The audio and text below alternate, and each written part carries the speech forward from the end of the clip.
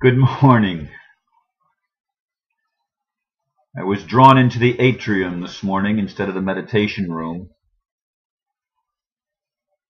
and for much of the time the clouds were back enough that I could see such a clear sky. I don't remember when I've seen so many stars so clearly, either when I've sat out there at night or in the morning. There's been a lot of cloudiness lately, and there were clouds today too, but for a good while there, the sky seemed very open and very visible to me, like I could see further than I normally can, and it was a wonderful thing. And I realized that these lights in the sky are, in a sense, wisdom keepers, which triggered the thought for today's video. Ninth wave, wisdom keepers needed more now than ever. And I wrote this blurb: as we move more deeply into the shift of the ages, a time when the underworlds are opening and all that has been hidden is being revealed, we need to find the place of wisdom within ourselves. It is Sophia, the goddess, that will help us balance the extremes and find within us the place of compassion, from which we can bring justice with mercy. This will lead to the eternal truth that sets us all free. We are one. Indeed, it is true that the realization that we are interconnected with all of life, and that we are perfect microcosms of the macrocosm, is indeed a truth whose time has come, a truth that needs to be driven home in the consciousness of all humanity. Our collective consciousness needs to wake up to this fact so that we will stop the insanity of man's inhumanity to man. At all levels of our experiential existence, we need a transformation based on that truth, that we really are one. This is the wisdom that is needed in each of us, and it exists just as the divine exists within each of us. On the masculine side, it exists on the feminine side. Sophia is wisdom.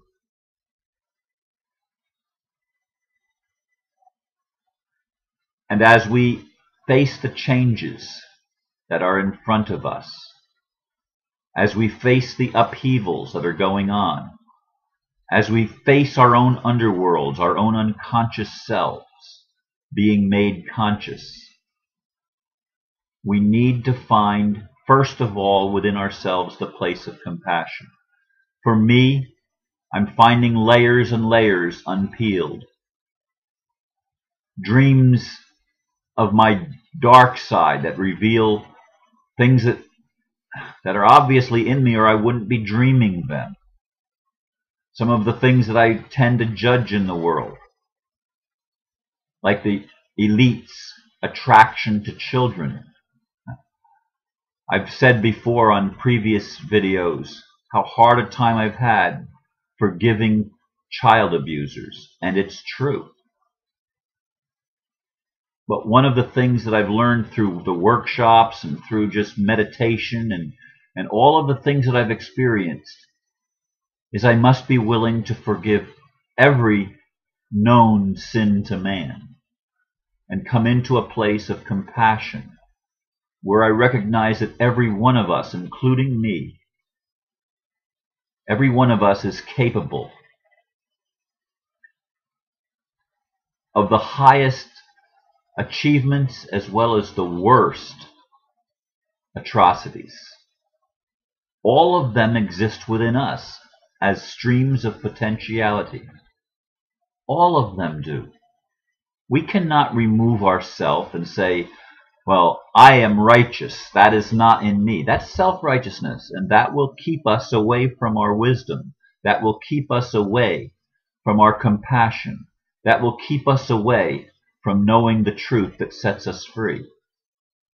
We can't be self-righteous about this. We can look at what's going on in the world and we can see the Illuminati and we can see all the corruption in governments and corporations and the system itself. We can see how horrid it is. And indeed, it is horrible stuff. Indeed it is.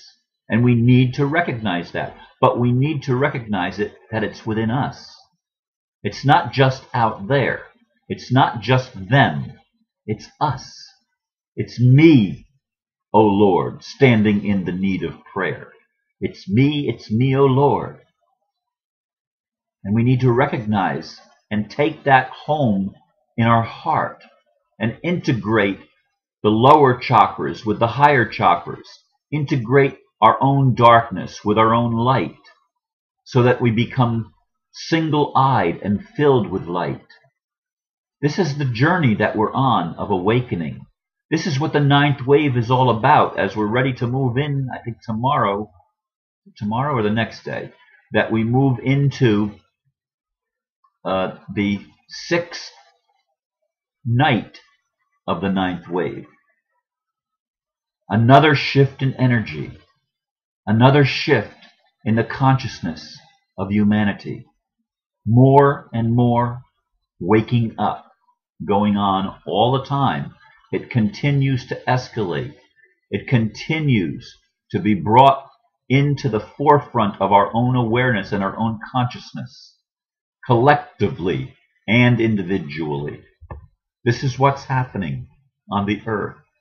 And if there was ever a time that we needed to find the wisdom within our hearts to balance this energy, to bring it into harmony and into a place of forgiveness. Anonymous folks, I love much of what you're doing, but when you keep on saying, we will never forget, we will never forgive, you don't realize how unwise that statement is. And I challenge all of you that are part of Anonymous, all of you that are standing up to turn back the tide of the abuse that mankind is, and the governments and everything else seem to have heaped upon us. If you keep saying we will not forgive, you are blocking your own selves. Everyone that holds that position is not acting in wisdom, is not acting with any type of true knowledge, the true knowledge of the interconnectedness of all life, and that in each is found the all. That's the way it is. That's the way it is. I don't like looking at even the thought, for example, in my dream this morning, that I had the potential, that scared the living hell out of me in the dream. I had the potential of child abuse. Oh my God, how could that be? I deplore such a thing. And yet there it was in my dream. And I recognized that it's in me, a deep layer in me. And I woke up, and for a good while before I even let my feet touch the floor, I was appalled at myself that this was in me. But I recognized, and the dream was showing me, it is. No, I don't act on it. I've been petrified because of the stories my mom told me growing up of her dad and seeing some of the things in my mom's family. I've been petrified of the very thought of sexually abusing a child. And yet, maybe not sexual abuse, but all children of humans have been abused throughout our lifetimes because we forgot who we were. We were living in extreme darkness and unconsciousness. We forgot. And I had to remember again that often this horrid sin of pedophilia is a search for regaining the innocence that we feel we've lost. the innocence of a child. And while we don't need to act on it, and I don't encourage anyone to act on it, those that awaken, that have committed these things, that have actually acted upon them, they need to be treated with compassion too. The victimizers are people that have been victimized in one way or another. Hurt people hurt people. That is the truth. That is the reality.